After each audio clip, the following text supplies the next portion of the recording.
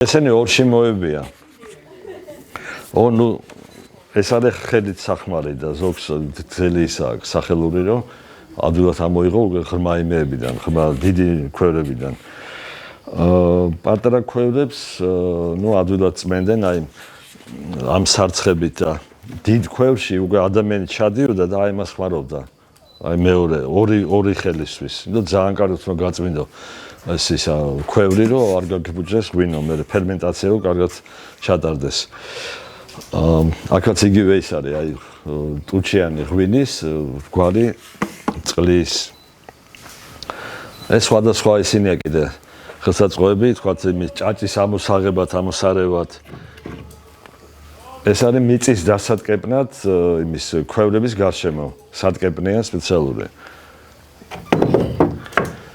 პატარა ქვევრს ჭირდება დაახლოებით 1 თვე, რომ ფერმენტაცია დასრულდეს და დიდ ქვევრებს, ნუ 4-5 თვე. და მე უკვე უნდა დახურფო ისა გერმეტულად და იმითი ფუტკრის რა ქვია, ფიჭა თუ რა ქვია კაცო. ფიჭა ხო ფიჭათი უნდა დალუქო რომ არანაირი შიგ ხაერი არ ჩავიდეს. ჭინჭილა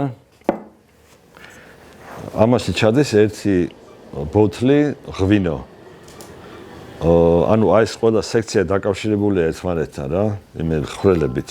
ანუ რო ჩაასხავ, თქვა სადასავენ ჩაასხავ, მთლიანად ივსება. და 1 ბოთლი ღვინოს დალევა თუ არ არის ფალსიფიკაცია, არ არის პრობლემა. არც მოგწამლავს და არაფერი. არც ისე არ დაგაცობს ახლა რომ ცუდად ან გახდიან რაღაცა გამორიცხულია. ამიტომ 700 მილიგრამი მისაღები ერთი ადამიანისთვის.